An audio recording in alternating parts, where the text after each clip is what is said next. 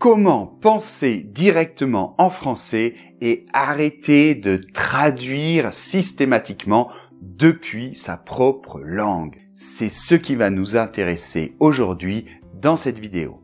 Je vais vous donner 6 conseils très pratiques que vous allez pouvoir appliquer tout de suite. Si vous n'êtes pas encore abonné à cette chaîne, n'oubliez pas de vous abonner, cela soutient notre projet et puis comme ça, vous n'allez rater aucune de nos vidéos.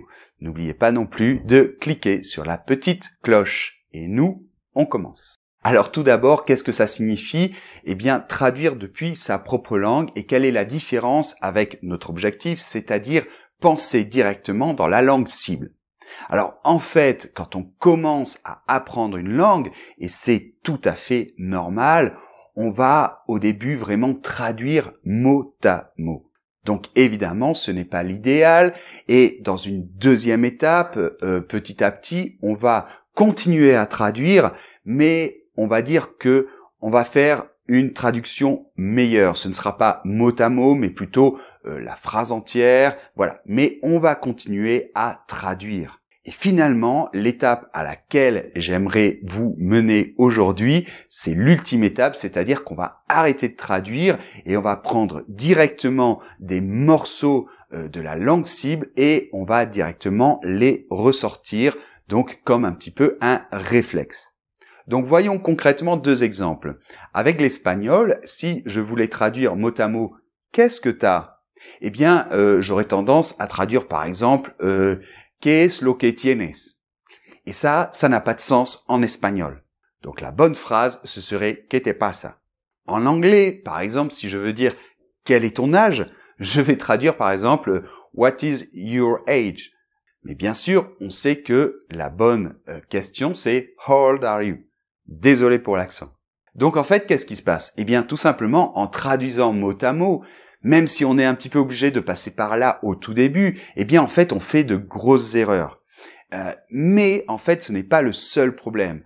Le problème, c'est que quand on va parler à quelqu'un, en plus, on ne va pas avoir le temps de faire cette traduction dans notre tête. Donc, on va être très lent, on va manquer de fluidité et finalement, on ne va pas bien parler. Donc, comment éviter cela et s'améliorer rapidement? Donc, voyons nos 6 conseils. Conseil numéro 1, le plus d'immersion possible. Donc évidemment, l'idéal c'est d'aller dans le pays en question. Par exemple, aller en France. Donc là, vous allez être complètement immergé dans la langue. Vous n'allez entendre que du français. Vous serez obligé de vous débrouiller et au fur et à mesure, avec autant d'immersion, vous allez très vite éviter de traduire et vous allez très vite vous mettre à penser en français. Ça, c'est vraiment essentiel. Vous devez vraiment essayer de faire l'effort de laisser derrière vous votre langue maternelle. D'accord? Quitte à sortir de votre zone de confort, mais vraiment, c'est important de faire cet effort. Donc évidemment, tout le monde ne peut pas aller en France, par exemple, mais imaginons que vous suivez une méthode. Je vous conseille vraiment de suivre une méthode qui explique les choses directement en français, que ce soit un livre, une vidéo, peu importe. Quitte à devoir utiliser des sous-titres et même des sous-titres qui traduisent dans votre langue, d'accord? L'idéal, c'est utiliser des sous-titres en français. Mais si vous n'y arrivez pas encore, si ça ne suffit pas, vous pouvez utiliser des sous-titres, en anglais, en espagnol, etc. Si vous avez déjà un petit niveau, passez le plus rapidement à des sous-titres dans votre langue, à des sous-titres en français, d'accord? Ça, c'est très important. Ensuite, il y a d'autres manières. Par exemple, vous pouvez mettre votre ordinateur ou bien votre téléphone portable, vous pouvez le mettre en langue française. Donc ça, c'est une façon aussi de tous les jours être connecté avec le français pour des petites choses que vous utilisez tout le temps, d'accord? Enfin, finalement, il y a notre académie, l'Académie Français avec Pierre, qui permet très simplement d'être totalement immergé dans la langue. Mais si ça vous intéresse, je vous en parle à la fin de cette vidéo. Conseil numéro 2, c'est écouter énormément.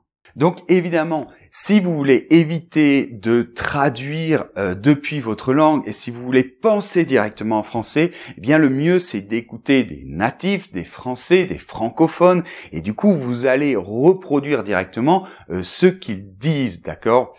Donc quelle situation écouter ? Eh bien ça dépend de votre niveau, mais en tout cas essayez d'écouter des situations de la vie de tous les jours, des situations pratiques parce qu'il va y avoir des phrases que vous allez répéter de manière automatique, comme par exemple l'addition s'il vous plaît. Et si ça vous intéresse, on a fait toute une série de vidéos justement dans des situations de la vie de tous les jours, donc comme aller au restaurant, aller faire le marché, etc. Donc je vous laisse tous les liens.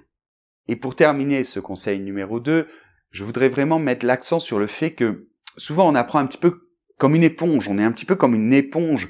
Donc en fait, le fait d'écouter énormément ces situations de la vie quotidienne, eh bien à la fin on va vraiment reproduire directement ce type de phrase. Et en fait, même les gens, par exemple les Français, en général quand ils parlent dans leur langue, quand vous parlez dans votre propre langue, vous ne vous rendez même pas compte, mais il y a plein d'automatismes. C'est-à-dire qu'on répète des phrases, en fait, sans même y penser. D'accord ? Donc, on le fait aussi dans sa propre langue et c'est un petit peu ce phénomène qui va se passer quand on apprend aussi une autre langue. Mais pour cela, je le répète, il faut vraiment essayer d'écouter et puis des situations différentes et des personnes différentes aussi. Conseil numéro 3, n'ayez pas peur de faire des erreurs. Alors ça, on le répète sans arrêt sur cette chaîne, c'est un de nos principes fondamentaux sur Français avec Pierre. Il ne faut pas stresser, il ne faut pas avoir peur de faire des erreurs. Je vous rappelle que c'est en faisant des erreurs qu'on progresse, sinon on ne peut pas progresser. Donc n'ayez pas peur que, je sais pas, que les gens se moquent de vous ou des choses comme ça. Tout au contraire, les gens sont très admiratifs quand vous êtes capable de parler une langue étrangère. Donc allez-y, jetez-vous à l'eau, parlez. Et aussi, n'essayez pas de faire des phrases trop compliquées, des structures qui sont exactement comme dans votre langue. Ne réfléchissez pas trop, essayez d'y aller, n'ayez pas peur. Et souvent, en fait, c'est ce qui se passe quand on commence à parler au début, on est un peu froid, on fait un peu des traductions, on a des structures qui ressemblent un petit peu à celles de notre langue. Et petit à petit, on oublie tout ça, on commence à moins stresser, on est plus chaud et du coup, eh bien, c'est là qu'on commence à faire des phrases plus naturelles, d'accord ? Donc, allez-y, lancez-vous, n'ayez pas peur. Conseil numéro 4, la pratique dès le début. Alors, vous savez que sur cette chaîne, on n'a rien contre la grammaire, on n'a rien contre la théorie, la prononciation, etc. Tout au contraire, on pense que c'est très utile, mais il faut savoir utiliser ces outils à bon escient. Donc, ça veut dire quoi ? Ça veut dire que la grammaire a son rôle, mais dès le début, dès le premier jour de cours de votre apprentissage du français, vous devez mettre en pratique la langue. Donc, dès le début de votre apprentissage, je dis ça surtout pour les débutants, vous devez commencer à parler. Vous devez commencer à écouter. D'accord ? Ne faites pas que de la théorie, ça ne fonctionne pas. Il faut faire les deux. Conseil numéro 5, n'apprenez pas des mots isolés. N'apprenez pas des mots qui ne sont pas dans un contexte, qui ne sont pas dans une phrase au minimum. Donc un exemple, je sais pas, un verbe par exemple. Si on apprend un verbe sans le mettre dans une phrase, eh bien on va pas connaître la préposition qui doit aller après le verbe. Or, en fonction aussi de la phrase, du contexte, eh bien la préposition peut changer. Donc voilà, c'est très important d'apprendre au moins des bouts de phrases, des expressions et pas des mots isolés. En plus, vous allez les retenir et après ça va ressortir, ça va sortir automatiquement, d'accord ? Alors qu'au contraire, si vous apprenez mot à mot, vous allez ensuite, pour construire une phrase, quand vous allez parler, devoir faire cette reconstruction comme si vous faisiez un puzzle et ça ne fonctionne pas bien quand on apprend une langue. Alors, conseil numéro 6, et là, on va dire que c'est comme plutôt une petite astuce pour les gens qui aiment ça, parce que je sais qu'il y a des gens qui ne vont pas aimer faire cet exercice, pas de problème, d'accord? Il y a des gens qui aiment bien, par exemple, apprendre par cœur des chansons françaises ou bien des extraits de films, d'accord? Même les Français, hein. Moi, j'ai des amis qui connaissent par cœur plein d'extraits de films. Alors, si vous aimez faire ce genre d'exercice, c'est parfait. Parce que, en fait, ce qui va se passer, c'est que vous allez apprendre des expressions toutes faites, des phrases, et vous allez pouvoir les ressortir directement. D'accord? Et c'est pas seulement cette phrase qui va être utile pour vous, mais c'est que vous allez vous entraîner à faire cet exercice. C'est-à-dire de sortir la phrase directement sans faire de traduction. Et le fait de le faire, eh bien, ça va vous aider pour le faire de plus en plus. Comme toujours, quand on fait quelque chose, au début c'est un peu difficile et après c'est de plus en plus facile. Je sais qu'il y a des gens qui adorent ça, donc si vraiment vous aimez ça, ben faites-le parce que voilà, ça va être un très bon entraînement pour petit à petit éviter de traduire et penser directement dans la langue cible. Voilà, donc j'en ai fini pour ces 6 conseils et je voulais vous dire un mot sur notre académie. Donc juste aujourd'hui, l'Académie Français avec Pierre ouvre ses portes. Pendant une semaine, les inscriptions seront possibles et après, ça ferme. Donc pourquoi s'inscrire à notre académie? Eh bien justement, c'est une façon très simple d'être totalement immergé dans le français. Tu retrouveras une communauté extraordinaire avec des gens du monde entier, mais qui ont tous en commun une passion, c'est l'apprentissage du français. Nous avons aussi des professeurs tous natifs qui sont d'excellents professionnels, la crème de la crème, comme j'aime beaucoup dire. Donc voilà, c'est une façon vraiment simple et très efficace de s'immerger dans le français et de progresser très très rapidement en gardant toujours la motivation, ce qui est fondamental.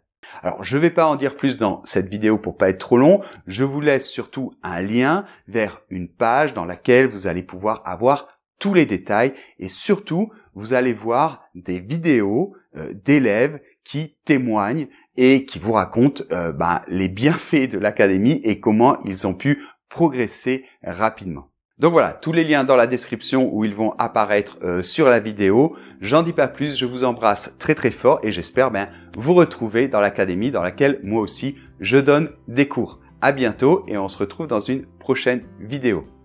Au revoir.